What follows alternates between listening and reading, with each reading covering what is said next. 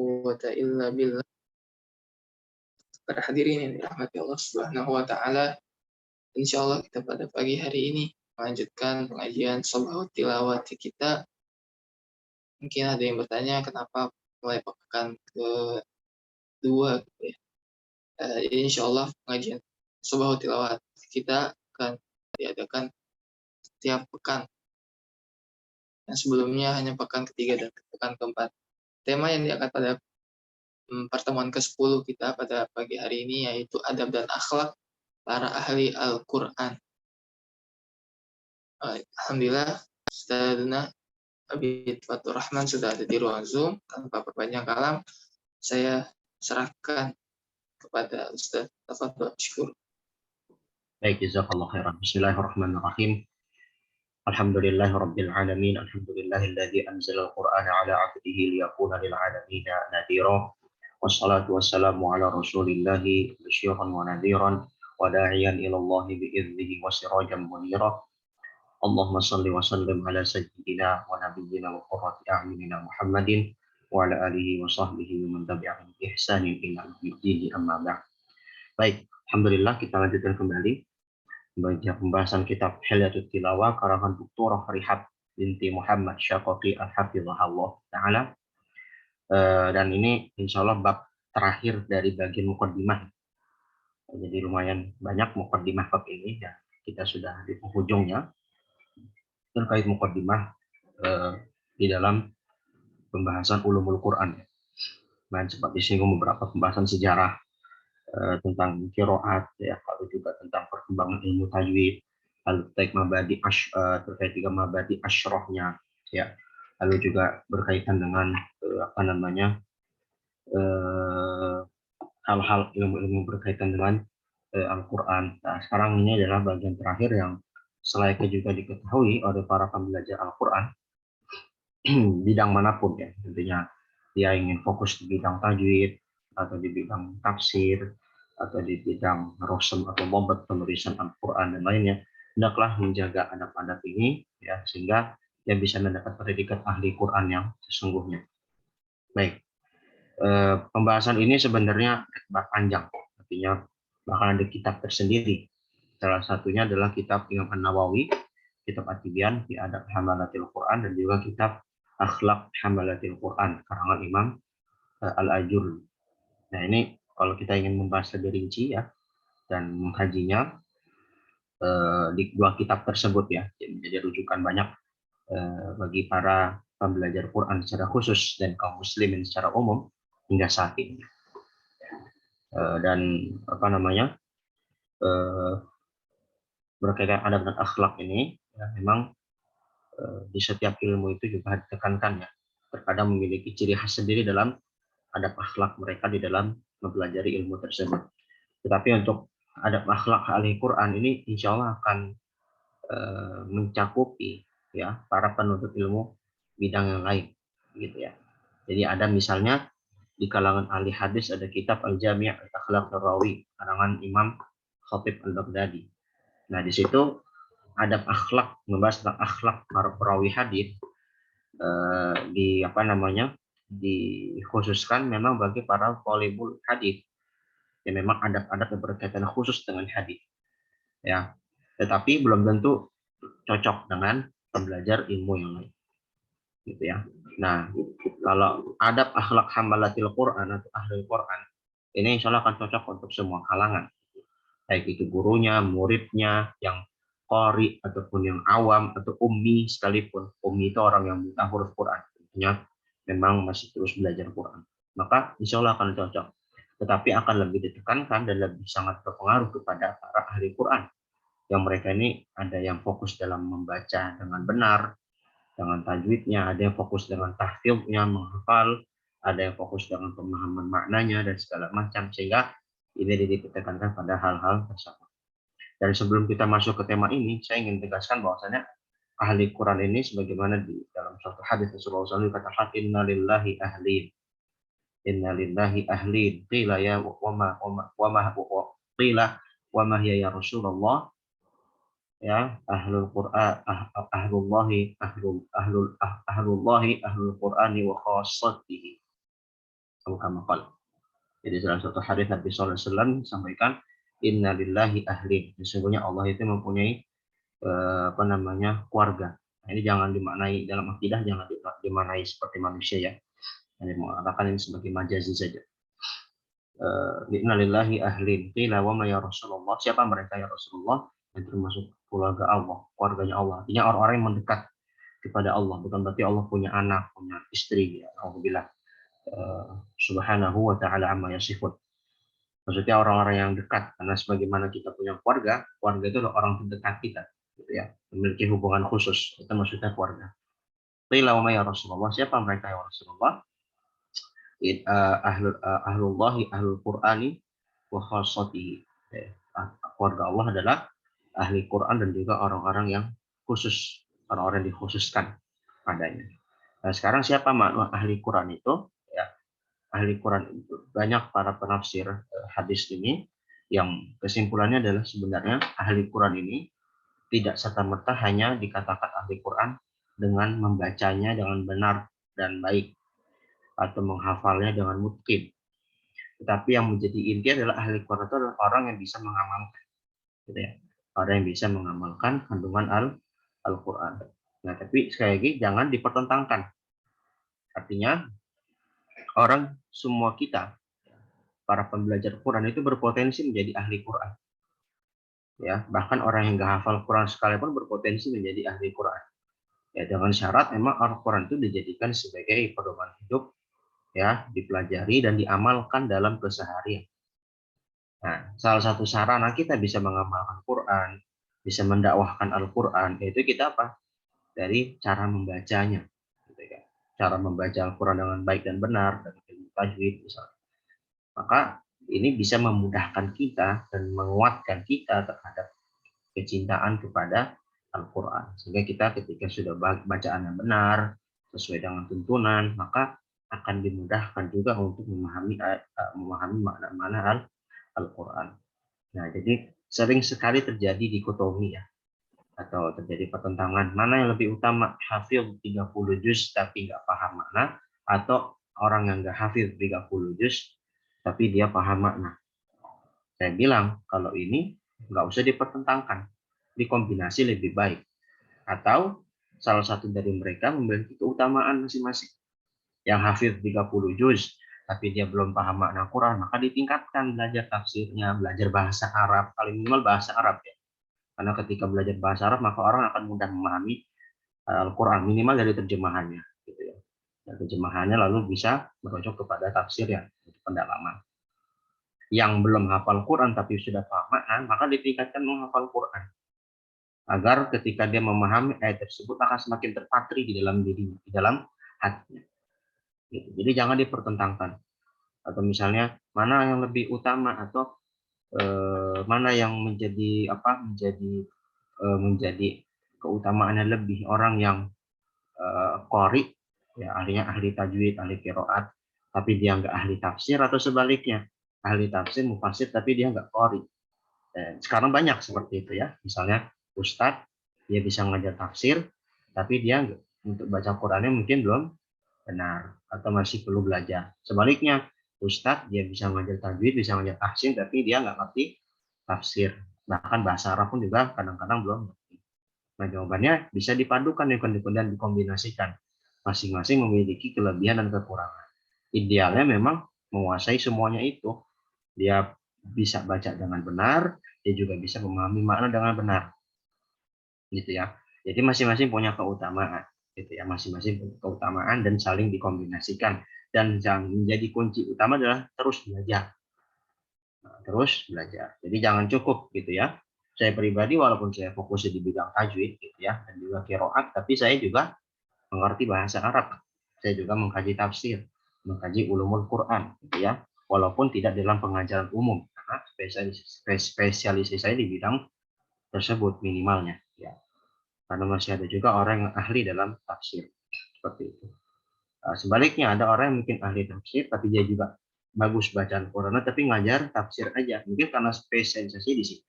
Makanya likul lifanin rijal, setiap bidang keilmuan itu ada ahlinya masing-masing. Jadi kalau kita nggak ahli dalam bidang tersebut atau kita paham tapi kita bukan menjadi pakar atau rujukan dalam bidang tersebut karena masih banyak kekurangan, maka jangan dipaksakan. Nah, gitu. Nah, intinya ahli Quran itu berpotensi dari segala aspek. Gitu ya. Dan memang aspek utamanya adalah kita mengamalkan, itu intinya. Baik kita yang menekun di bidang bacaannya, atau bidang maknanya, atau bidang penulisannya. Al-Quran itu sebagaimana kita singgung ada ilmu rosem. Bagaimana penulisan ilmu Al-Quran itu ada ilmu tersendiri, ada kitabnya sendiri, ada kajiannya tersendiri. Ya, bahkan banyak kitab-kitab di bidang ulumul Quran, kitab ilmu rosem itu banyak, gitu ya. Ada orang yang fokusnya di situ saja, gitu ya. Bagaimana orang yang fokusnya hanya untuk apa? Menentukan apa namanya perbedaan penulisan satu mushaf dengan mushaf lainnya.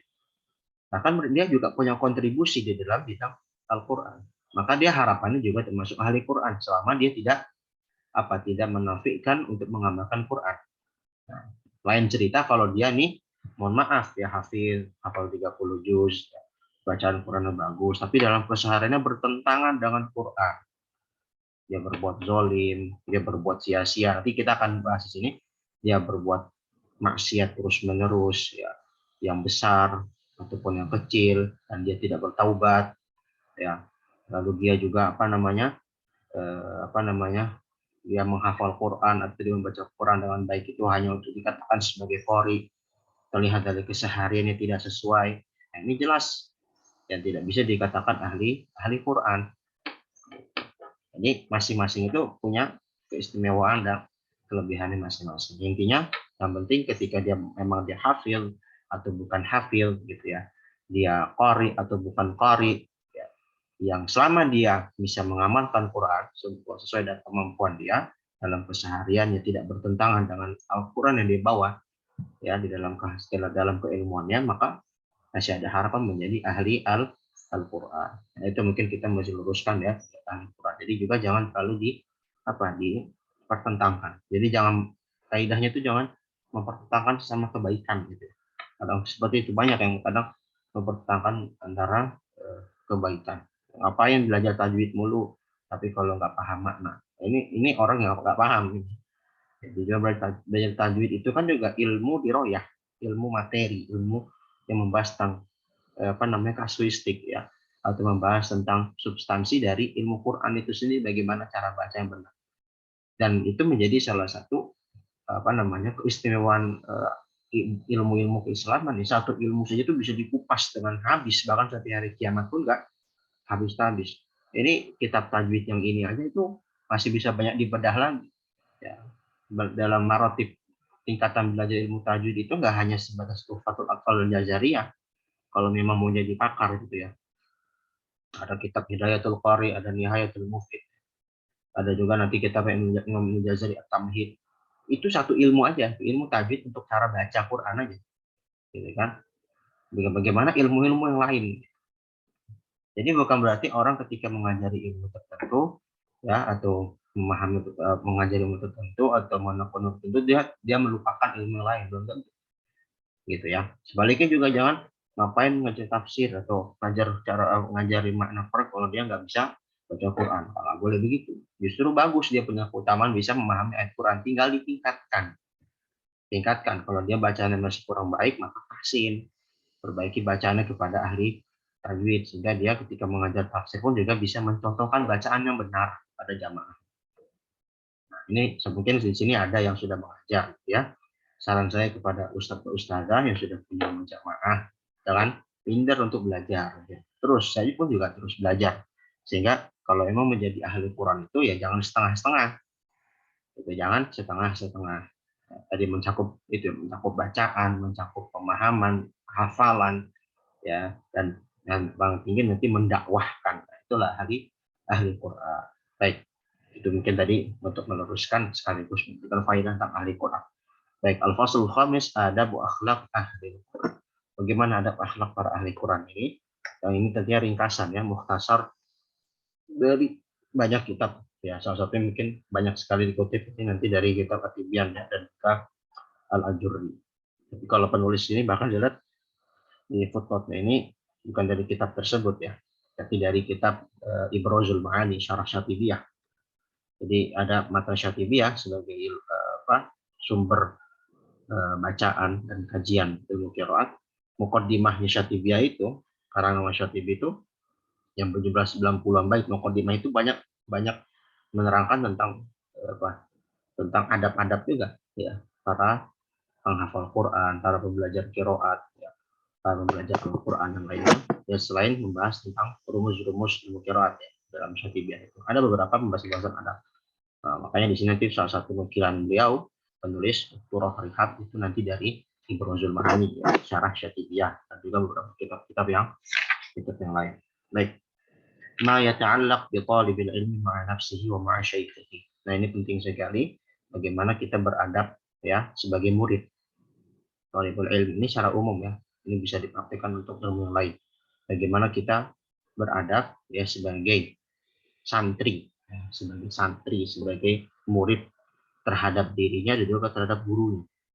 Nah, jadi kalau ditanya adab akhlak ini yang menjadi prioritas utama itu gurunya atau muridnya?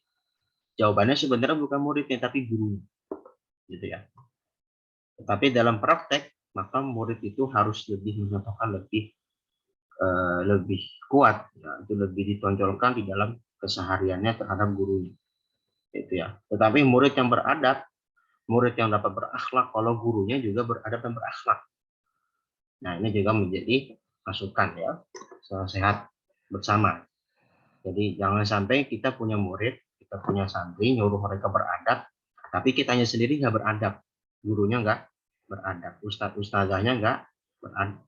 Nah, ini kan sesuatu hal yang takuluna malah taf'alun, kabura maqtan indallah.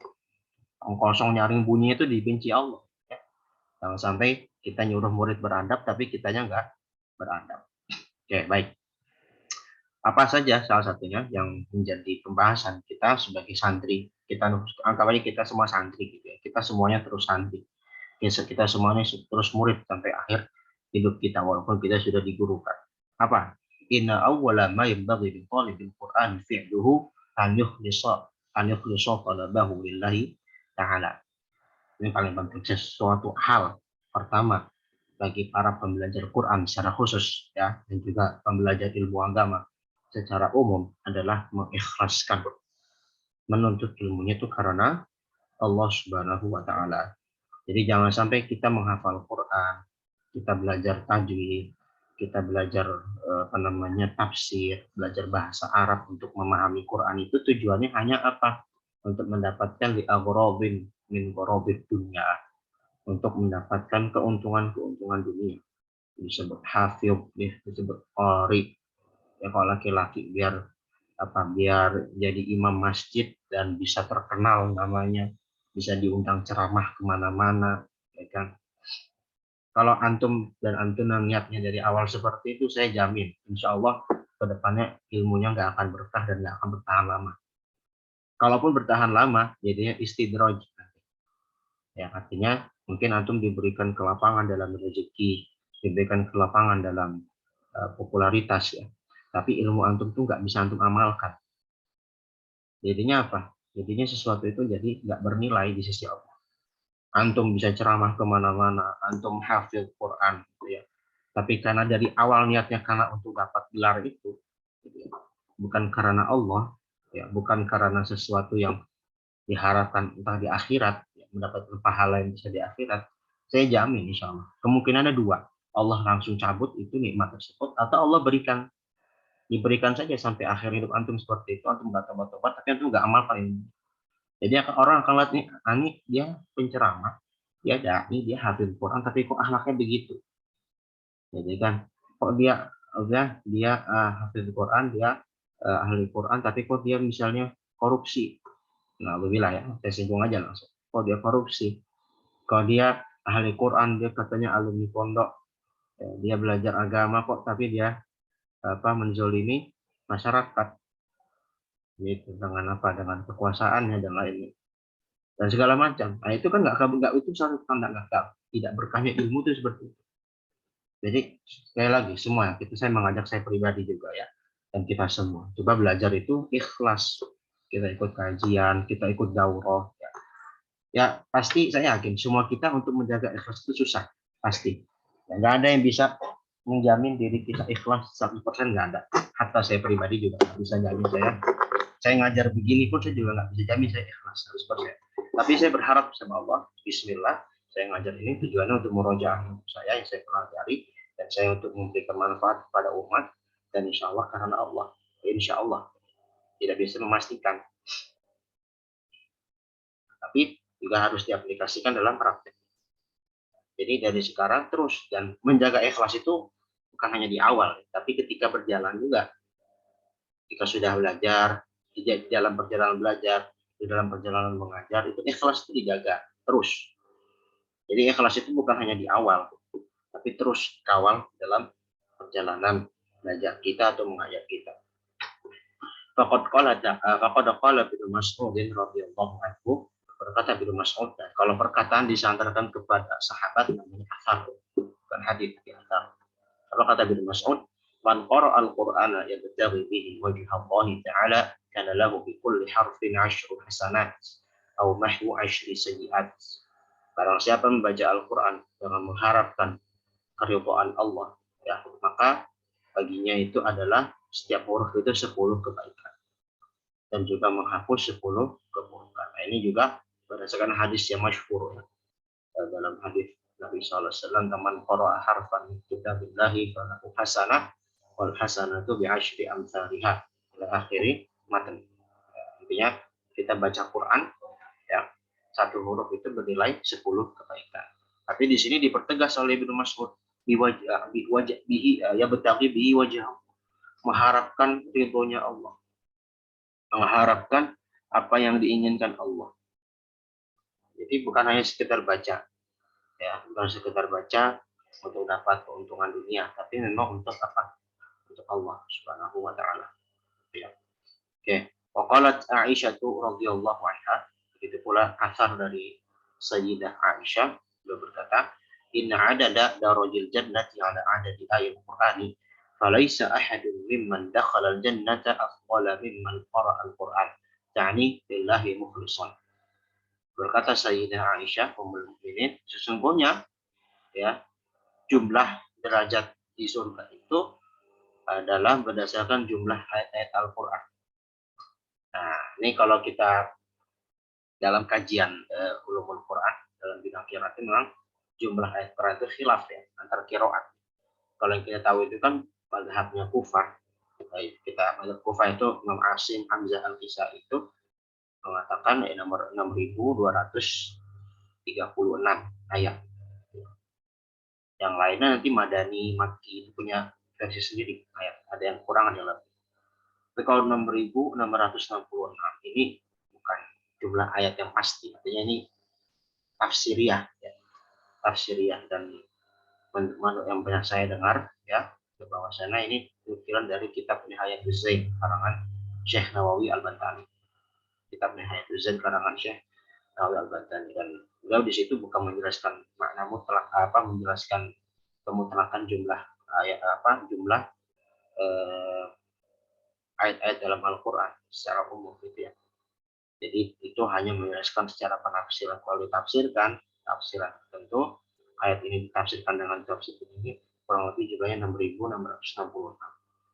Kalau kuliah Allah alam, yang jelas memang untuk dari pandangan qiraah sendiri, dan ini karena terkait ilmu Quran, maka diambil pendapat ahli qiraah, ya, maka jumlahnya 6.236. Dan ala kuliah apa namanya apa namanya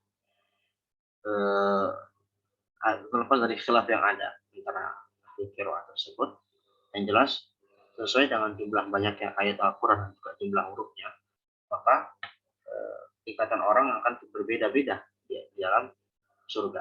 Maka orang yang paling tinggi kelak di surga nanti adalah orang yang memang paling banyak membaca Al-Quran, yang membaca Al-Quran.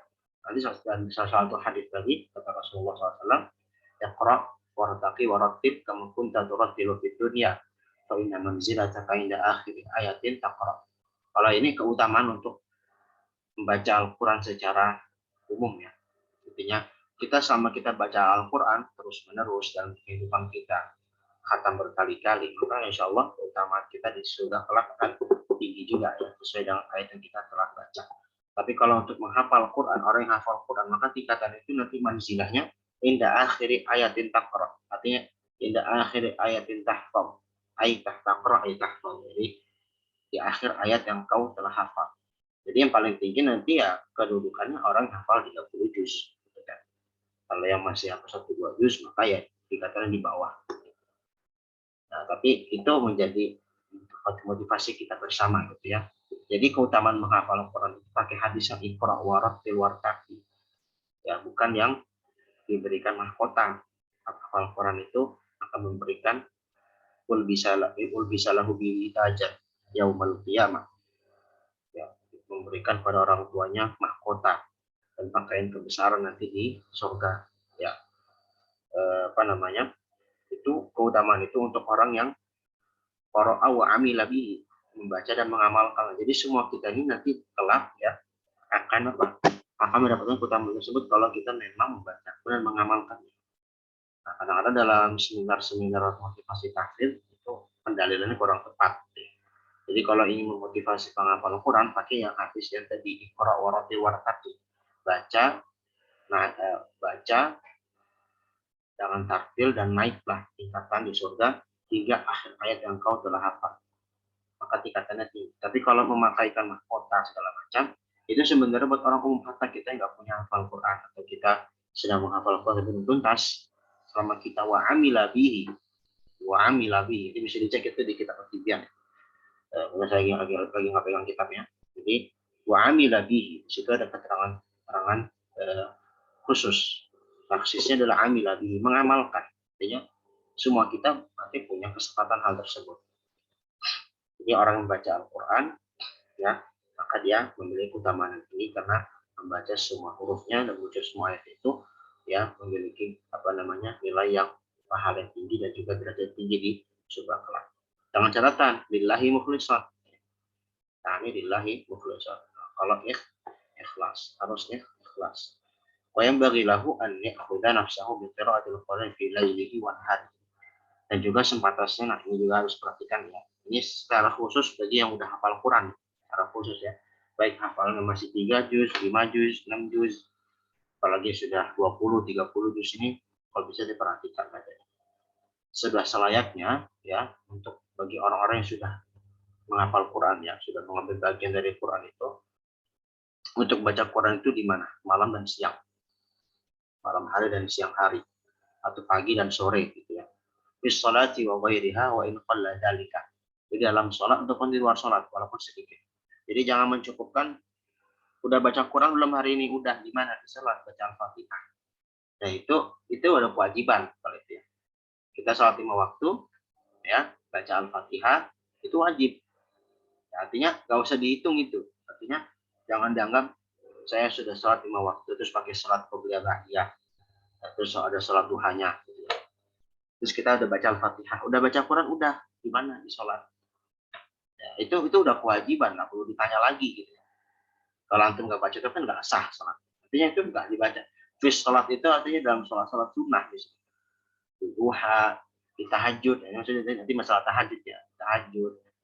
Bagi para penghafal Quran, coba setelahnya jangan sampai ninggalin tahajud sebisa mungkin. Ya minimal kalau memang belum bisa tiap hari konsisten, minimal sepekan tuh ada 2-3 kali. Jangan dia penghafal Quran tapi nggak tahajud. Ini ada keterangan. Ya wa in qalla dzalik, walaupun kadarnya sedikit gitu ya. Misalnya hanya baca 1 halaman atau satu setengah halaman atau 1 juz mungkin. 1 juz itu kan sedikit kalau para salaf ya menghitung itu sedikit. Ya, yang banyak itu 3, 5. Ya. Kalau kuliah semampu kita lah. Ya. Jangan sampai tinggalkan di dalam sholat atau dalam sholat dengan catatan bukan hal yang wajib. Artinya justru ini ditekankan pada hal yang sunnah. Misalnya dalam sholat sunnah, ya, di luar sholat berarti misalnya ketika lagi setelah sholat atau mungkin kita lagi misalnya kerja sambil dalam kerja itu boleh baca Quran gitu ya. Begitu pula misalnya ketika berangkat kuliah gitu ya, lagi naik motor, naik bus, naik kereta, naik mobil segala macam, bisa sambil baca Quran ya seperti itu. Faqad su'ila Al-Hasan Al-Basri, berkata Hasan Al-Basri ya, salah satu tokoh terkenal di cara tabi'in dalam bidang ilmu tazkiyatun nafs. An rajulin yahfadul Qur'ana wa yanamu lailahu kullahu faqala ab'adallah hadha yatawassadul Qur'an. Allah. Ini kata Al-Hasan Al-Basri. Kata beliau, dia baru ditanya, ada orang yang sudah hafal Quran. Ya berarti ini anggaplah yang sudah selesai hafalannya gitu ya. Jadi bagi antum-antum yang sudah hafal Quran ya, apalagi saya menjadi ustaz-ustazahnya, ini coba malu kalau nggak tahajud ya. Karena Al-Hasan Al-Basri ini ditanya ya oleh seseorang, ada orang yang sudah hafal Quran tapi dia tidur mulu malam, nggak pernah tahajud. Katanya gimana? Kata Al-Hasan Al-Basri, aba'adallah, semoga Allah jauhkan dia dari apa? Dari rahmatnya, dari kasih sayangnya. Hadza yatawassadul Quran. Ini orang ini menjadikan Quran sebagai sesuatu yang dijadikan hiburan, bagi bantal. Maksudnya apa? Orang penghafal Quran itu kan apalah orang yang sebenarnya memegang Quran pada dirinya, hamil Quran. Makanya istilah orang terdahulu sebenarnya bukan hafizul Quran tapi hamil Quran. Artinya memang mengemban Quran dalam hafalan dan dalam bacaannya segala macam gitu ya. Nah, orang yang seperti ini ada yatawassadul Quran, itu orang yang sudah hafal Quran ya, tetapi dia tidak menjadikan Quran itu sebagai sesuatu yang diikomahkan, didirikan di malam hari untuk dibaca. Maka ini suatu musibah. Nah, saya juga pernah menegur gitu, maka saya mengalami sendiri kadang-kadang orang yang hafal Quran itu kadang lebih malas untuk sholat tahajud daripada orang yang nggak hafal Quran. Itu musibah besar diberikan karena Allah hafal Quran tapi dia nggak gunakan malam itu tahajud, walaupun hanya 2 rakaat 1 witir, nggak digunakan ya untuk membaca Al-Quran, untuk tahajud, untuk ibadah kepada Allah. Nah ini jangan sampai seperti itu. Bahkan malah kadang-kadang orang yang nggak hafal Quran, orang yang masih beda terbata-bata, kok kadang lebih semangat ibadahnya di malam hari tahajud daripada orang yang hafal Quran. Itu musibah sekali gitu ya. Apalagi kita masih muda, ada yang masih muda misalnya, masih punya kekuatan fisik untuk bangun malam. Berbeda kalau sudah usia sepuh mungkin ya, yang mungkin sudah susah untuk bangun segala macam karena kendala fisik, ya maka masih hal yang dimaafkan. Tapi kalau dia punya kemampuan untuk ibadah di malam hari, kenapa tidak? Jangan sampai kita ini penghafal Quran, kita belajar ilmu Quran, tapi kita nggak pernah tahajud dalam umur kita, dalam sepekan. Itu musibah, gitu ya. Salah satu hal yang bisa menghalangi kita dari tahajud adalah maksiat, dosa. Semua kita pasti punya dosa. Kullu bani Adam khata'un, khairul khata'in at-tawwab. Semua kita ini punya salah, punya dosa pasti. Ya, nggak ada yang suci kita ini. Tapi yang sebaik-baik orang berdosa itu yang taubat. Makanya kita harus sering taubat, terus sering istighfar. Kalau kita masih susah bangun malam, kenapa? Mungkin kita banyak dosa, kita sudah misalnya dalam lisan kita mungkin masih suka fitnah, mata kita masih suka lihat yang haram tanpa uzur yang jelas, telinga kita masih mendengar sesuatu yang bersia-sia, ya, kaki kita, tangan kita masih suka lihat untuk menzolimi orang. Nah, mungkin itu sehingga karena susah bangun malam. Jangan sampai kita ini penghafal Quran, pembelajar ilmu Quran, baca Quran udah bagus, tahajud udah bagus, tapi nggak pernah tahajud. Musibah, musibah awimah. Ya, saya dapati begitu pernah. Ya, saya beberapa kali dapati gitu ya, penghafal Quran masih muda, malamnya nggak bangun tahajud. Alasannya macam-macam. Kalau lagi safar mungkin atau lagi capek segala macamnya Allah. Sementara ada orang tua yang nggak hafal Quran, bacaan aja gitu baru, tapi tiap malam bangun pagi. Bahkan paling awal datang ke masjid lebih dahulu. Ya, kenapa kita nggak malu ya, dengan seperti itu? Nah, gitu ya. Jadi ya tentunya nanti untuk mana amal yang diterima itu hak Allah. Artinya kita juga nggak bisa menjamin mana yang lebih baik. Tapi kita kan punya cara zahir, hukumu ala zahir. Kita menghukumi secara zahir aja. Gitu ya. Untuk masalah amal diterima oleh Allah, mana dari sisi Allah, bisa jadi orang yang tadi itu punya amal sendiri yang utama juga, itu hak Allah, prerogatif Allah untuk menentukan mana yang dikabul, mana yang tidak dikabul amal. Tapi kita secara zahir mengikuti para salaf kita seperti itu. gitu ya. Melakukan apa yang memang menjadi hak kita dan bahkan menjadi suatu hal yang diamanahkan kepada kita para penghafal Quran. Kalau dia Quran untuk bisa tahajud. Gitu. Jadi seperti itu ya. Jadi jangan terlalu mencari banyak alasan sehingga kita malam itu kita gunakan tidur semua. Wa yanbaghi lahu an la yatluba bil Qur'ani syarafal manzil 'inda abna'i dunya. Yang juga jangan sampai kita ini ya udah hafal Quran, udah punya bacaan Quran yang bagus, merdu segala macam, kita meminta apa kemuliaan, kedudukan, posisi jabatan ya di kalangan anak-anak dunia. Maksudnya ya orang-orang yang cinta dunia gitu ya. Tentang kita udah hafid, kita udah qari gitu ya. Terus kita minta dimuliakan orang, minta ditakwimkan orang. Nggak perlu. Insya Allah kalau antum ikhlas, antum ini belajar benar, antum belajar ini karena Allah, semua itu akan datang kok dengan sendirinya, gitu ya. Semua itu akan datang dengan sendirinya. Antum hafal Quran karena Allah, belajar tajwid untuk mempelajari Quran karena Allah, semua itu nanti akan datang kemuliaan itu secara bertahap itu. Kalau memang antum niatnya ikhlas, dan akan aja istidroj. Tapi kalau dari awal niatnya sudah minta kedudukan mulia, ya, dari awal niat belajar itu karena memang untuk dipandang orang, ya bukan karena Allah, ya tadi kemungkinan dua, bisa Allah langsung cabut nikmatnya atau Allah memberikan nikmat yang panjang tapi namanya istidraj. Nah, itu masih diperhatikan. Wa yanbaghi lahu an yakuna lillahi hamidan. Ya, juga menjadikan Al-Quran sebagai sesuatu yang terpuji. Ya. Dan juga wali ni'amihi syakiran.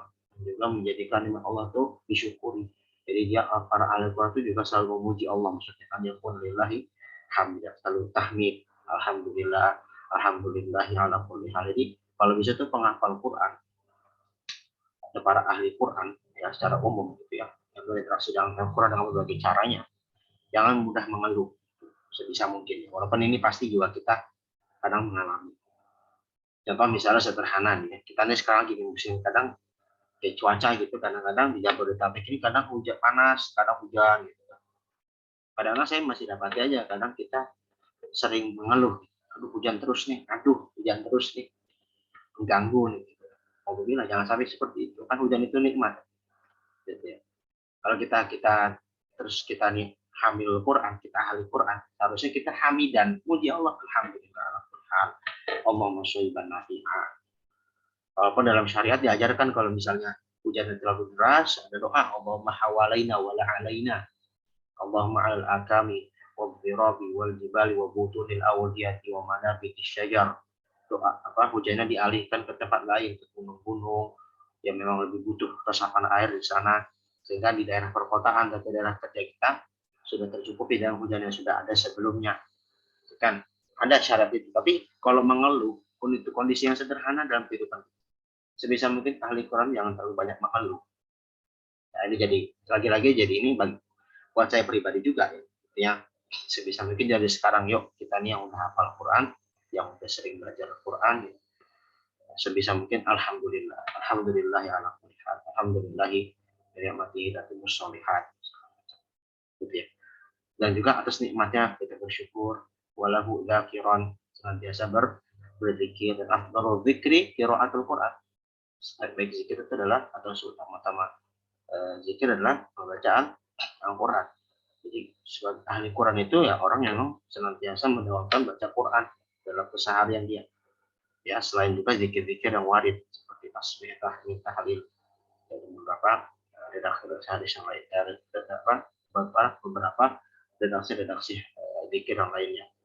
Wa alaihi mutawakkilan, tawakal sama Allah. Ya. Jangan sampai ahli Quran malah ngarepinnya pertolongan orang saja, tapi juga tawakal sama Allah. Jangan terlalu mengandalkan misalnya karena dia cerdas gitu ya. Dan yang insya Allah memang ahli Quran itu orang yang cerdas gitu ya.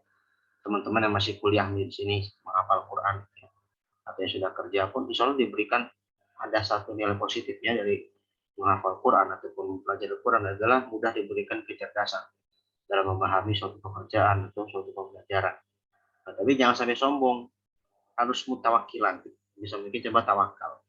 Kita ingin lulus kuliah, ingin dapat pekerjaan yang layak, naik jabatan di pekerjaan. maka tawakal sama Allah, ikhtiar jalan. Ya, dengan segala kemampuan kita tawakal, jangan lupa doa sama Allah. Salah satu cara tawakal apa ya, kita malam hari tahajud ibadah, kita doa sama Allah, sholat duha untuk dibuahkan rezeki, kan begitu. Ya, jadi jangan hanya mengandalkan kecerdasan semata. Wabihi musta'inan, kita pertolongan sama Allah, jangan sombong. Ahli Quran itu nggak boleh sombong. Mentang-mentang dikasih hafalan Quran, sombong. Nggak pernah doa sama Allah, nggak pernah minta sama Allah, nggak pernah merengek kepada Allah. Sombong namanya. Wa ilaihi raghiban, dan juga harus cinta, harus dekat kepada Al-Quran, dan juga kepada Allah. Wabihi mu'tasiman, dan juga harus menjaga Al-Quran. Jangan sampai Quran ini tadi ya, jangan sampai kita hafal Quran, kita dapat Quran, tapi amalnya kok nggak seperti Quran. Sebagaimana Sayyidah Aisyah, Rasulullah itu disifati karena khuluquhul Quran, akhlaknya Quran. Karena memang beliau itu membaca dan mengamalkan. Gitu ya, bukan hanya sekedar baca tapi nggak diamalkan. Walil mauti dzakiran walahu musta'idan. Dan juga hal Quran itu juga ingat mati. Ini istilahnya cambuk terakhir lah ya. Kita ini harus senantiasa ingat mati. Bagi kita baca Quran pasti banyak tentang ayat-ayat tentang adab-adab neraka, ya, tentang juga bagaimana kita menghadapi kematian, menghadapi surga dan neraka, amal-amal apa yang bisa mengatakan kita, termasuk kisah-kisah kaum terdahulu, bagaimana ada yang mereka dimatikan dengan cara dibinasakan karena mereka mengingkari Rasulnya dan ayat-ayatnya. Nah, ini menjadikan kita ingat mati. Jadi ketika kita berbuat itu selalu terhitung, bukan berbuat sia-sia. Dan juga harus siap kepadanya. Jadi siap dengan mati. Tentunya husnul khatimah. Waqala Abdullah bin Umar radhiyallahu anhu, "Wala yanbaghi li hamil Quran an yakhudha ma'a man yakhud." Ini juga akhlak bagi kita yang menghafal Quran atau ahli Quran secara umum ya. Gak pantas bagi para penghamil Quran, para pengemban Quran untuk saling menggunjing, yakhudhu ma'a man yakhud, atau saling berkata yang batil ya, mencemooh, mencela, memfitnah bersama orang-orang yang suka fitnah. Ya, sebagaimana di dalam soal Mudaththir ya, apa masalahkakum fi saqar? Apa yang menyebabkan kalian masuk ke neraka saqar? Apa salah satunya? Wa kunna nakhudu ma'al khaidin. Kita ini suka saling gibah, suka sifat itu fitnah. Mohon maaf aja mungkin ibu-ibu suka gosip-gosip. Hati-hati, hindari sebisa mungkin. Kita sudah sering belajar Quran kan, apalagi menghafalnya, memahami maknanya, masih suka gosip, masih suka fitnah, masih suka gunjing, ya, masih suka ngomongin orang yang nggak ada maslahatnya gitu loh, hanya sekedar untuk bicara kepuasan hati, ya kan?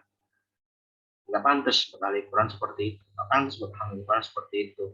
Membicarakan orang ada saat-saatnya boleh, seperti misalnya membicarakan orang-orang yang sesat, orang-orang yang fasik, orang-orang yang zalim, agar kita terhindar dari hal tersebut. Ya, tapi dengan batasan-batasan yang syariat telah atur. Tapi kalau untuk bicarakan itu si Fulan beli mobil baru, Fulan punya rumah baru begini-begini, itu kan dulu yang suka ngutang segala macam. Itu kan fitnah, itu ghibah. Ya, itu memfitnah orang karena nggak suka sama dia difitnah. Oh, dia ngapal Quran tujuannya biar dapat ini dan itu. Ya. Jadi awalnya dalam kita mesti bedakan nanti ya, wayahsi dan ma'man yahsid. Atau wayahsud.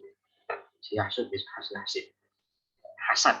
Jangan hasad kepada bersama orang yang hasad. Bedakan hasad sama ghibah ya. Kalau hasad itu taman nizawal ni'mah an ghairihi. Hasad itu kita iri sama orang biar nikmat itu hilang dari dia.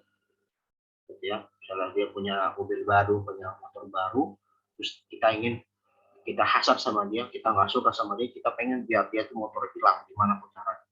Biar kita puas, kita dapat motor dia, misalnya mobil dia. Taman nizawal ni'mah an ghairihi.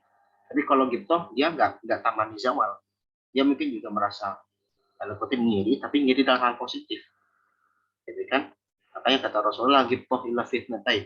Tidak boleh ghibthah, ngiri yang positif. Pada dua hal itu apa? Satu, orang yang diberikan Quran dia mengamalkan, dan juga dan orang yang diberikan hak yang banyak berinfak ya di dalam keseharian. Jadi orang diberikan Quran dibaca, dipelajari dan diamalkan, kita ghibthah sama dia, kita ngiri positif. Wah, bulan ngajinya bagus nih, bisa paham makna juga, terus dia ngamalin lagi dalam keseharian. Kita gitohnya tapi bukan kita menginginkan dia hilang ilmu yang dia pelajari, tapi kita malah semakin bersemangat untuk menyusul dia. Jadinya fastabiqul khairat gitu kan. Jadi jangan hasad. Jadi hasad, jangan sampai kita hasad karena dia hafal Quran, dia bahkan jadi iman gitu ya, atau dia sudah diustadkan, kita ingin biar dia tuh difitnah, fitnah keluarganya, fitnah diri. Wah, dia ngapal Quran karena dia disebut ustaz, difitnah masa lalunya. Nah, ini kan parah, sering terjadi seperti itu. Hati-hati, bahkan sesama ustaz pun kita kadang ada hasad. Alhamdulillah. Ya, jangan sampai seperti itu para hamil Quran itu hasad gitu loh. Kalau gitu boleh gitu ya. Jadi positif ya, nanti ujungnya kita fastabiqul khairat. Wa jahal ma'amannya jahal. Jangan juga bodoh, membodohi orang, bodoh diri sendiri atau bodohin orang sama orang-orang yang bodoh.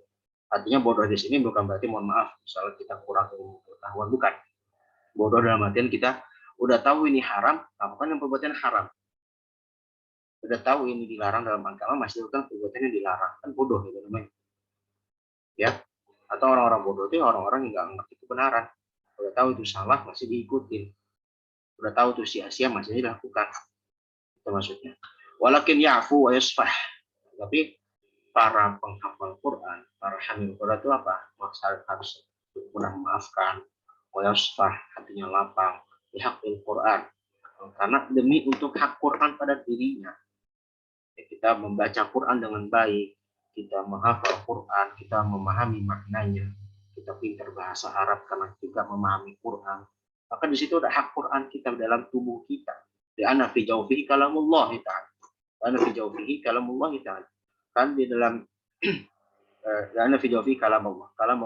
Karena di dalam tubuh dia, jawf itu rongga tenggorokan, mulut dia itu ada Quran, ada kalamullah.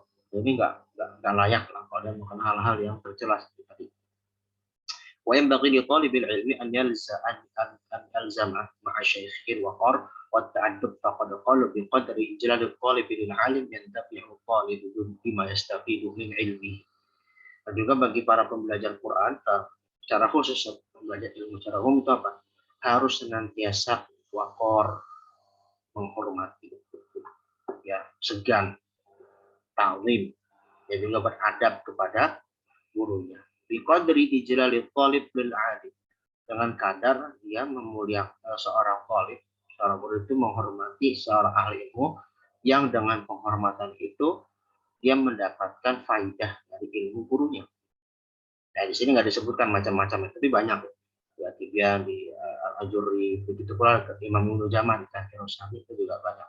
Satu contohnya begini, misalnya untuk pembelajar Quran itu menghormati guru Quran, contohnya kalau misalnya dalam sisi setoran misalnya, kita kalau bisa jangan menentukan sendiri berhentinya sampai mana.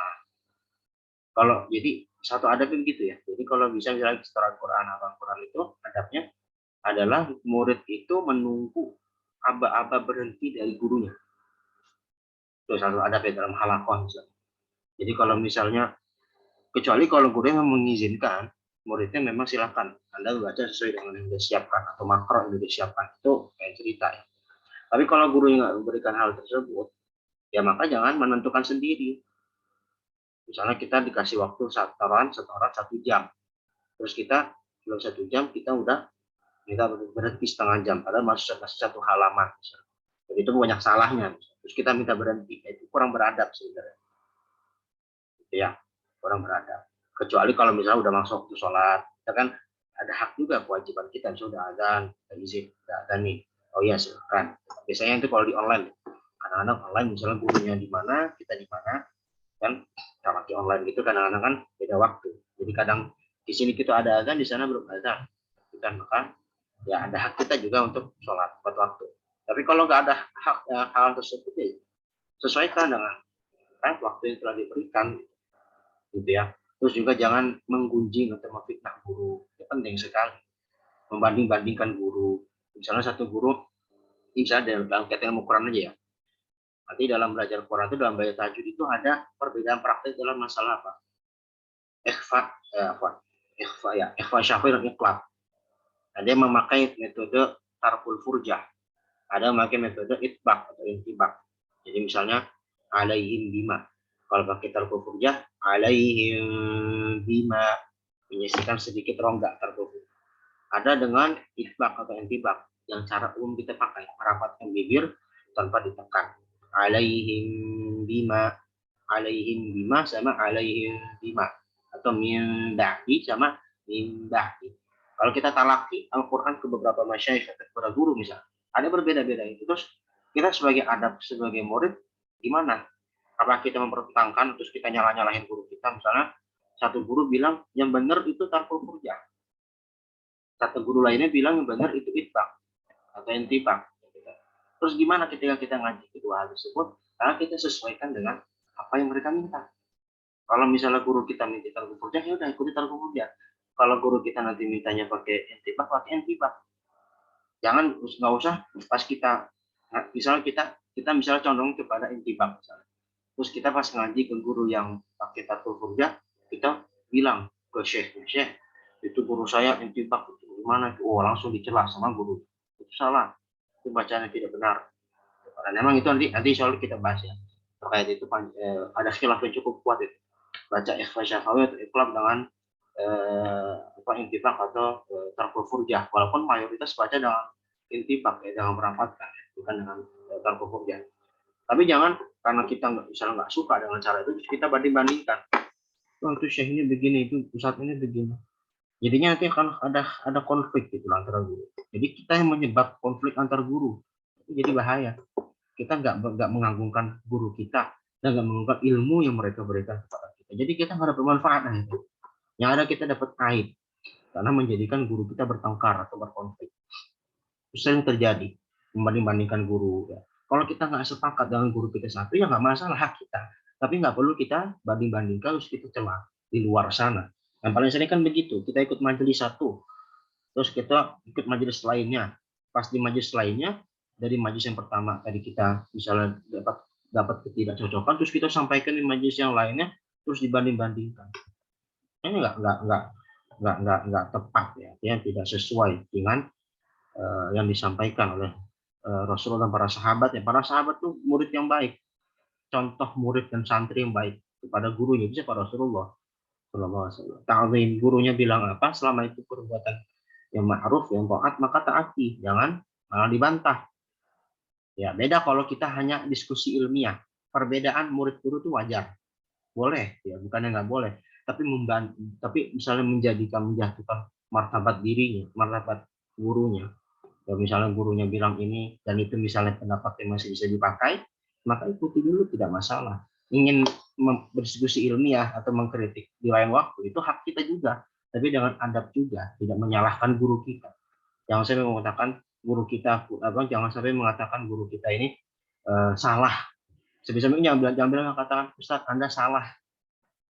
Ya, itu hal yang sederhana ya, Anda salah. Coba gunakan Ustadz sepertinya Anda ada kekeliruan. Atau Ustadz, apakah ini benar? Misalnya kita dapat materi tajwid. Ustadz tadi bilang mat wajib mutasil panjangnya dalam bacaan hafs itu 6 harokat. Ini benar atau tidak ya Ustadz? Pakai bahasa yang mudah. Jangan bilang Ustadz ini kayaknya salah deh. Enggak beradab itu ngomong seperti itu.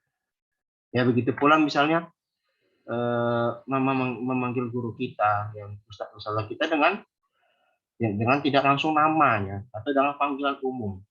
Walaupun itu guru kita lebih muda dari kita. Panggillah dengan, kalau di masyarakat kita dengan Ustadz, panggillah Ustadz. Perempuan ustazah, panggillah ustazah. Jangan panggillah Mas, jangan panggillah Kak atau Bang. Kalau memang itu dia sebagai guru kita ya, sebagai guru kita. Nah, jadi sebisa mungkin adab-adab seperti ini diperhatikan. Nah, ini banyak kan, dan mungkin nggak cukup ya. Itu mungkin secara umum ya, pembahasan adab-adab terkait tersebut. Jadi sebisa mungkin murid ini beradab ya, kita semua sebagai murid punya guru-guru yang kita belajar dengannya, menjaga hal-hal tersebut. Faqad kana ba'dhum idza dhahaba ila syaikhihi tasaddaqa bi syai'in wa qala Allah mastur aiba muallimi anni wa la tudhhib barakata ilmihi minni. Dan sebagian mereka kalau pergi ke syekh, ke gurunya, itu sedekah. Menjadikan sedekah. Sedekah sukarela, artinya memang sebagai memuliakan ilmu guru kita. Jadi sedekahnya itu memuliakan guru kita, bukan untuk membayar ilmunya. Nanti ada pembahasan khusus lah. untuk boleh nggak ngambil upah, tapi kayak nggak cukup ya hari ini. Intinya tapi kebiasaan dulu kalau belajar ke guru itu muridnya sedekah, ngajar sedekah. Nggak ditentukan bilangannya berapa, tapi ya sekedar untuk memuliakan guru mereka. Terus mereka mengatakan, waqala Allah mastur aiba mu'allimi anni wala tudhib barokata ilmihi minni. Ya, dan doa ini kalau bisa dihafal. Jadi kita sebagai murid kalau bisa doain guru kita tuh doa ini. Allah mastur aiba muallimi. Ya Allah, tutuplah aib guruku dariku. Kadang kalau kita dapetin guru kita punya aib, apalagi masa lalunya misalnya. Jadi kadang-kadang kita kurang taklimnya kepada dia. Ya guru itu manusia biasa ya, manusia biasa. Saya Rasulullah itu pasti punya salah. Nah, makanya kita sebisa mungkin ketika mendapati aib itu dari aib guru kita, maka sebisa mungkin kita sama Allah, tutupilah aib guru kami. Karena selama ini kita belajar sama dia, sama beliau, maka kita berharap keberkahan ilmunya. Wala tudhib barokata ilmihim. Dan jangan sampai kita hilang berkah ilmu darinya. Waqad qala Imam Syafi'i, Imam Syafi'i berkata, kuntu atasaffahul waraq baina yaday Malik rahimahullah, tasaffuhan rafiqan haibatan lahu bi alla yasma' waqa'aha. Imam Syafi'i itu kalau ngaji sama Imam Malik, ya Imam Malik Imam Madhab juga, guru Imam Syafi'i, salah satu guru Syafi'i. Beliau kalau ngaji Imam Malik itu di majelisnya itu kalau buka buku gitu ya, buka buku begini, ada halaman begini, itu bukanya nggak bunyi seperti ini, tapi pelan-pelan sampai nggak terdengar lembaran kertasnya, dalam rangka memuliakan gurunya sampai segitu. Dan untuk adab akhlak ini sebenarnya nggak perlu dalil, artinya memang terkait etika dan norma aja. Gitu. Jadi kadang-kadang ada mana dalilnya, masuk bisa naruh Quran jangan di bawah tapi taruh di atas, itu memang kita nggak butuh dalil karena adab akhlak itu terkait dengan kesopanan dan keetikaan, terkait dengan norma, terkait kelayakan. Jadi memang tidak diperlukan dalil, walaupun ada sebagian aspek ada dalilnya. Ya, ihtiram kepada guru ada beberapa ada dalilnya. Fas'alu ala dzikri in kuntum la ta'lamun. Kalau nggak tahu ilmu tanya kepada ahlinya, itu ada dalil. Tapi sebagian kayak begini Syafi'i misal buka kitab gitu ya, buka lembaran tuh sampai pelan-pelan gitu, haibatan lahu, menghormati Malik. Dan begitu pula muridnya Imam Syafi'i nanti begitu. Dan dalam kitab At-Tibyan Imam An-Nawawi diterangkan hal demikian. Ya mungkin sampai sini dulu ya. Jadi ini mungkin masih berlanjut karena adab akhlak ini juga menarik kalau dibahas ya. Biar kita terus menjaga hal tersebut dalam belajar kita. Insya Allah mungkin nanti lanjutkan pekan depan bagian keduanya ya. Dan nanti ada pembahasan terkait sujud tilawah ya. Pandangan sujud tilawah secara umum. Baru setelah itu kita masuk bab inti dalam ilmu tajwid yaitu al-isti'adah, basmalah dan seterusnya. Baik, mungkin itu dari saya. Mohon maaf jika ada kekurangan, saya serahkan ke panitia. Wabillahi taufiq wal hidayah. Jazakumullah khairan atas pemaparannya. Insya Allah buka sesi tanya jawab, Ustaz. Boleh. Kalau saya nggak buru-buru. Mungkin 3 menit pertama ya. Tunggu jika ada peserta yang bertanya, silakan via kolom chat atau via mikrofon. Yang apa nih?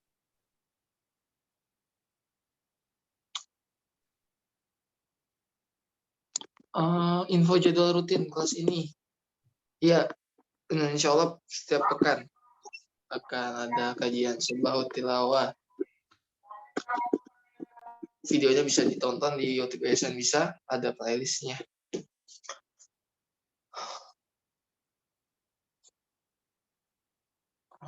Ya, itu dia. Izin Ustaz bertanya Ustaz. Iya, silakan. Angga. Bismillahirrahmanirrahim. Assalamualaikum warahmatullahi wabarakatuh. Alhamdulillah, syukran jazakumullah khairan katsiran atas ilmunya Ustaz, atas segala acuran ilmunya yang telah sampai kepada kami. Barakallahu fikum wa ahsanallahu ilaikum. Perkenalkan Ustaz, nama saya Angga Gunawan. Saya dari Bandung. Saya baru perdana ya mengikuti kajian ini. Alhamdulillah diberikan nikmat oleh Allah di pagi hari ini, insya Allah.